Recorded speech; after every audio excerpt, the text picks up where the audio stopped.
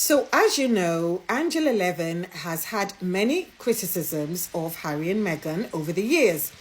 She has made racist claims. She has made petty attacks. She has literally made things up on the fly.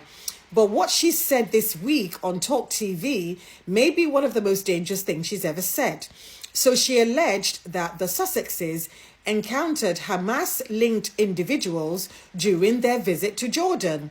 The host then pressed her and said, you are saying that Meghan is hanging out with Hamas terrorists? And Angela replied, I am not saying she is hanging out with them, but some of the people who are running these events in Jordan are Hamas. That woman, I know she's in her 80s, and I know that she's not she doesn't have many summers left of this world. And I would think that the last thing you want to do when you get to a certain age is let hatred be the one thing that defines your legacy, especially unjustified hatred. So I don't know. I think she's got children. From what people are saying, she's got 2 sons. And if I were her children, I'll be embarrassed, and I will literally distance myself away from such an individual.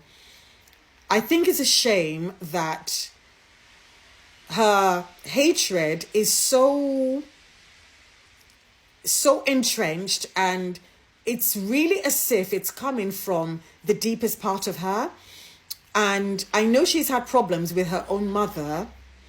And yeah, unfortunately, I think her mother was right about her.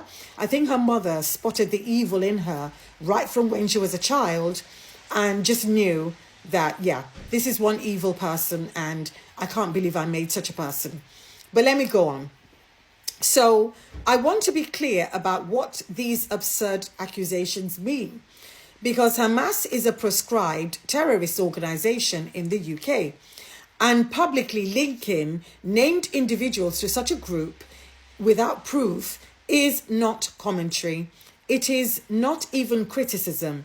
It is a serious legal and ethical matter that demands evidence. Now, as usual, she didn't cite any evidence. She did not name any sources. She did not even provide documentation. She made a grave accusation on live TV and offered nothing to support it. And I remember she also did something. She was on a program with another commentator, Vanessa Feltz, and again, Vanessa literally just said, do you have blah, blah, blah, and she went off on a rant. And I don't know if this woman has issues, but honestly, I think this is getting ridiculous now, and I don't blame her as much as I blame the enablers, the people that have her on TV, knowing fully well that at the mere thought or mention of Meghan, she goes into an unhinged and untrue rant. So let us recap, because we know that the Sussexes were in Jordan at the invitation of the World Health Organization.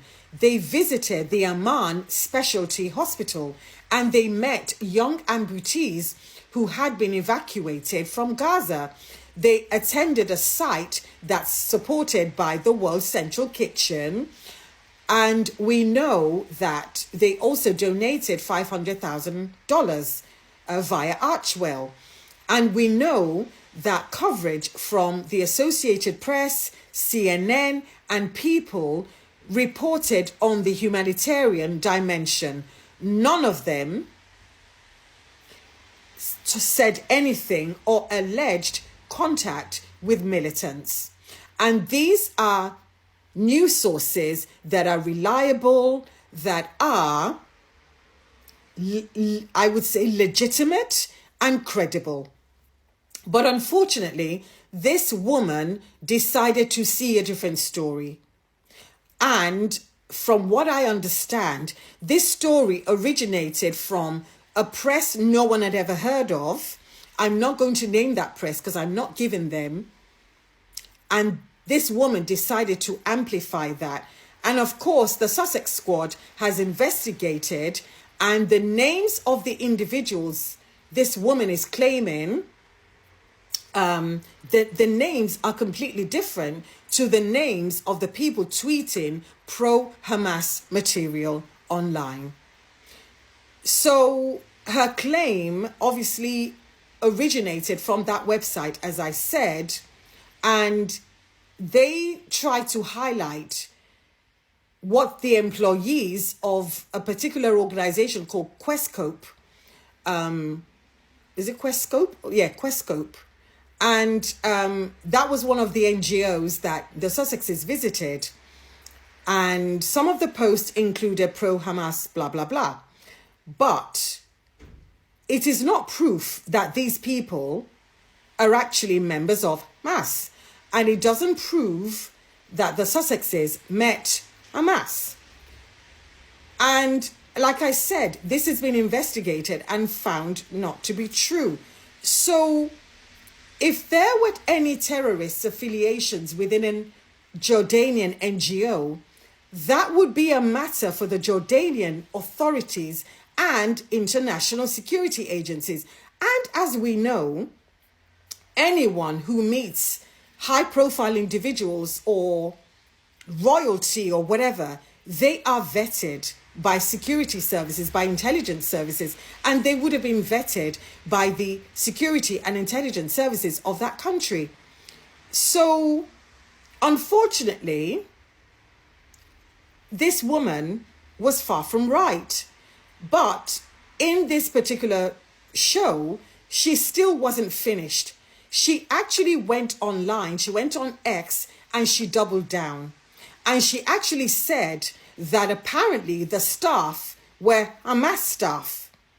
And she said some wore Hamas headbands. And she called them terrorists. And she demanded that the king and the other brother do something sharpish. What she was calling Hamas headbands was a Palestinian keffiyeh, which is a traditional dress. And it's been worn for generations. It is cultural attire. It is not by default a Hamas insignia. So she was conflating traditional clothing with terrorism, and that is not journalism. It is inflammatory nonsense designed to escalate rather than inform, because that's what she specializes in, which is stirring the pot. Now, Baroness Miral Hussein actually responded to her shit very, very quickly. She called for evidence. She stressed that the visit was organized by the WHO. She pointed out that the Sussexes funded medical evacuation for children injured by war. There was no UK taxpayer funding. There was no official royal endorsement. This was private philanthropy. But evidence doesn't matter, unfortunately, to the likes of that horrible woman, because context doesn't matter and the truth doesn't matter to these people. What matters is the smear campaign. She, I suspect, has been deployed to do what she usually does, which is to smear, to listen to terrible briefings, and to add her own spice. What matters to her is making Harry and Meghan be associated with terrorism, even if there is no proof or basis for it. This is how propaganda works, unfortunately. But no amount of propaganda is going to make the leftover royals look good. But anyway, let me know what you think in the comments, please. My name is Elizabeth. I'm the author of The Luxpreneur. And for more insights like these, please like, share, comment, and follow me. And you can support my work in holding truth to power by buying me a coffee at buymeacoffee.com/Elizabeth Slaru, or you can pick up a copy of my book, The Luxpreneur, from Amazon, Barnes & Noble, or from Waterstones.